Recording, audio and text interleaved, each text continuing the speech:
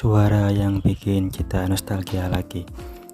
Tapi tunggu dulu, ternyata itu HP Android kamu itu bisa jadi konsol PS2 paling stabil dan bisa nyalain game-game PS2 legendaris seperti God of War, Resident Evil 4, bahkan GTA San Andreas.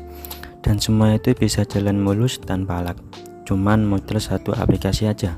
Gak perlu beli konsol bekas, gak ribet pakai emulator aneh-aneh, dan yang paling penting gamenya itu bisa jalan mulus tanpa lag. Dan kamu nggak salah dengar, versi yang paling stabil itu malahan justru versi yang lama, bukan yang terbaru. Tapi nggak semua orang tahu cara settingnya. Banyak yang udah download aplikasinya, tapi begitu main langsung patah-patah, panas, dan akhirnya uninstall. Padahal ada satu trik yang sering dilewatkan, dan ini bisa bikin gameplay kamu jadi lebih halus. Di video ini aku bakal kasih tahu cara main game PS2 di HP Android lengkap, dari cara download, install, sampai setting di emulatornya biar nggak lag. Dan ada satu tips di akhir video yang bikin performa naik drastis walaupun HP kamu kentang. Jangan skip ya, karena kalau salah satu langkah aja hasilnya bisa beda jauh. Untuk aplikasinya, Aether SX2 ini merupakan emulator PS2 terbaik saat ini untuk Android. Tapi asal kamu tahu, kalau settingnya salah, HP kamu itu bisa overheat, lag parah, bahkan nge-restart sendiri. Dan kenapa sih masih banyak orang yang masih alami lag saat main game PS2 di Android? Biasanya karena mereka pakai versi aplikasi yang salah, atau justru pakai versi yang terbarunya. Padahal versi yang paling stabil itu adalah Aether SX2 yang versi sebelumnya. Langsung saja kita masuk langkah pertama, download Aether SX2. Untuk downloadnya kalian bisa cari aja di Google, bisa lewat Chrome atau lewat ekstensi Google lainnya. Kalian bisa langsung aja cari di situs-situs resminya. Usahakan untuk aplikasi Aether SX2 nya kalian download yang versi 1.4.3064 itu ya teman-teman. Dan kenapa sih bukan yang versi 1.5? Karena menurutku yang versi 1.4 ini lebih stabil, dan juga untuk pengaturan sistemnya juga lebih komplit.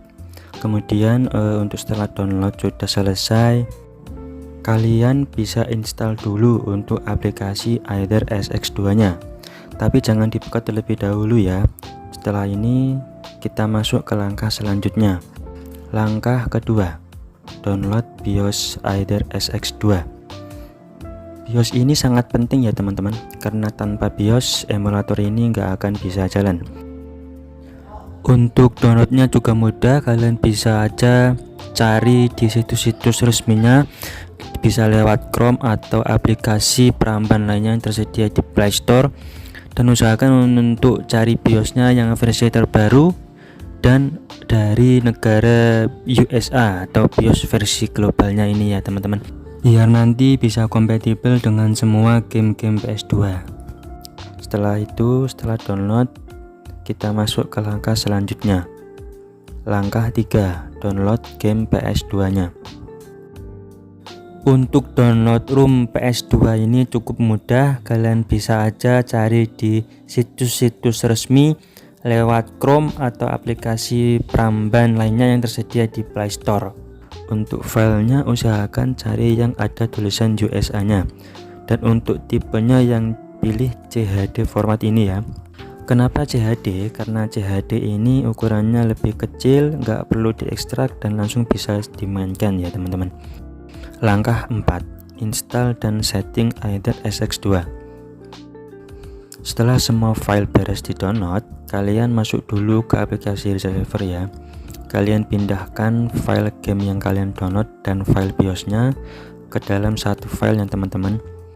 Seperti contoh di sini saya pindahkan ke folder game PS2 agar nanti mudah saat mau scan game dan juga BIOS di aplikasi Aether SX2 nya.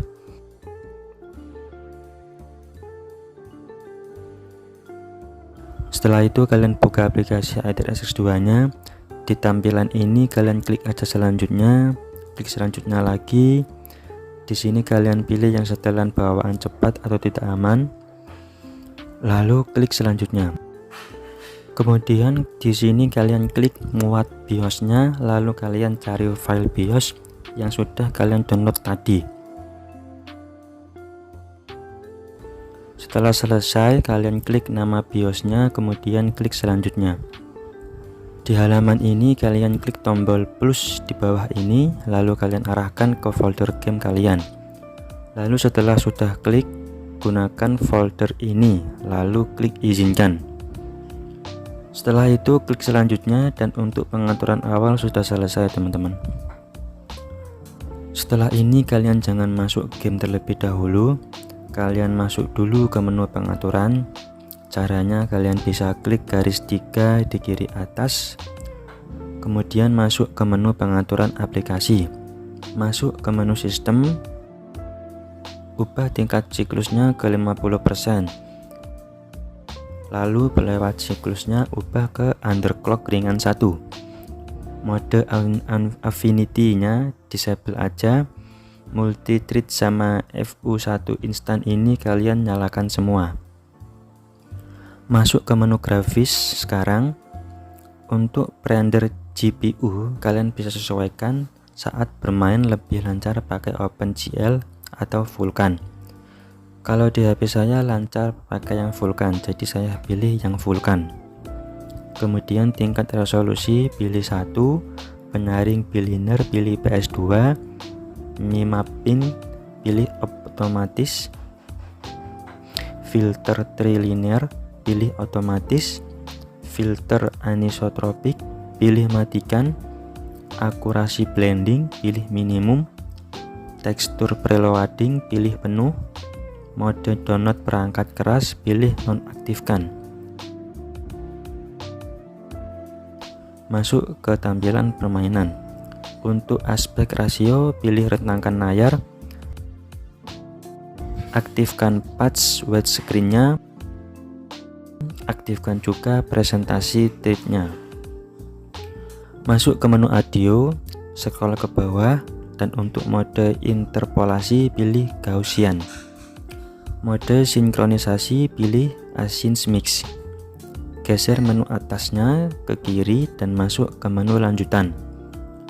Di opsi sistem ini kalian aktifkan semua kecuali yang EEPU koreksi tambah. Lalu scroll ke bawah, masuk ke rendering lanjutan.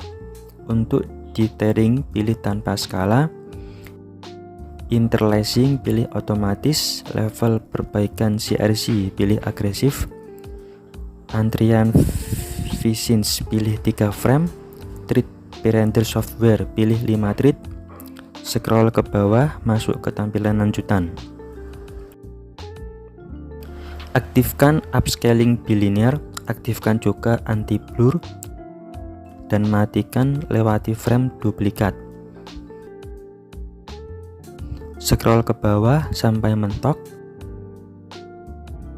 dan ubah ganti penghalang tekstur ke nonaktifkan paksa, dan ubah override shader geometri ke nonaktifkan paksa juga. Nah, untuk pengaturan emulatornya sudah selesai ya teman-teman. Perlu diingat untuk pengaturan yang saya jelaskan ini hanya pengaturan umum yang kompatibel pada beberapa game saja.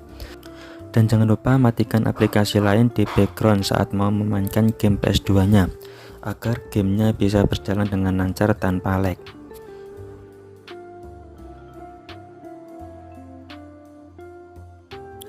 Ini ada beberapa pengaturan rahasia agar semua game PS2 kalian bisa berjalan lancar dan tanpa lag. Oke, jadi di sini aku bakal merubah sedikit dari beberapa pengaturan umum yang sudah aku jelaskan di awal tadi. Contoh di sini aku bakal memperlihatkan ke kalian gameplay game PS2 Digimon sebelum saya atur pengaturannya. Kalian bisa lihat kan agak sedikit nge-lag di HP ku, dan mari kita coba ubah sedikit pengaturan di dalam gamenya. Caranya kalian tinggal klik aja tanda pause di pojok kanan atas, lalu kalian klik tombol gear atau pengaturan ini. Masuk ke pengaturan sistem, lalu ubah tingkat siklus EE ini sesuai dengan HP kalian. Jika HP kalian cepat panas saat dibuat main game, kalian pilih yang paling bawah yang 300% ini. Jika HP kalian tidak cepat panas saat dibuat main game, kalian bisa pilih yang paling atas 50%. Atau lebih gampangnya, kalian kalau pakai chipset Qualcomm, kalian pilih 50%. Kalau kalian pakai MediaTek, kalian pilih aja yang 300%. Kemudian di mode Affinity Control ini, kalian pilih yang paling bawah yaitu Performance Score. Kemudian kalian scroll aja ke bawah sampai mentok di pengaturan kecepatan ini. Kalian ubah aja jadi 100, kemudian bawahnya 200, dan kemudian bawahnya 100. Kalau dirasa terlalu cepat gameplay kalian ubah aja yang kecepatan turbo jadi 150 aja. Selanjutnya kalian masuk ke menu grafis, lalu masuk ke pengaturan resolusi. Kalian bisa menyesuaikan tingkat resolusi kalian. Apabila jika dirasa game kalian berjalan dengan lag yang sangat parah, kalian ubah saja ke 1 kali aja. Kalau dirasa gameplay kalian masih tetap lancar dan pengen menaikkan resolusinya, kalian bisa menaikkan resolusi kalian sampai maksimal di 2,75 aja. Kenapa? Karena di 2,75 ini menurutku juga sudah cukup bagus. Kemudian di pengaturan filter anisotropic, kalian ubah aja ke 2 kali aja. Nah, sekarang kita coba gameplay Digimon tadi setelah aku ubah pengaturannya. Dan kalian bisa lihat gameplay Digimon ini sudah lebih lancar dan tanpa lag. Nah, setelah pengaturan ini sudah selesai, kalian bisa coba di beberapa game PS2 kalian. Jika masih mendapati ada beberapa game PS2 kalian yang masih lag juga, kalian cukup ubah pengaturan di tingkat siklus EE nya dan ubah di pengaturan resolusinya aja. Jadi ternyata untuk emulator Aether SX2 ini bukan cuma soal install dan main aja, tapi soal ngerti cara ngeramunya. Ibaratnya kamu punya mesin yang bagus, tapi kalau salah setting ya nggak akan bisa ngebut. Dan lucunya, lebih dari 70% users Aether SX2 ini nggak pernah buka menu sistem setting. Padahal justru disitulah semua keajaiban terjadi.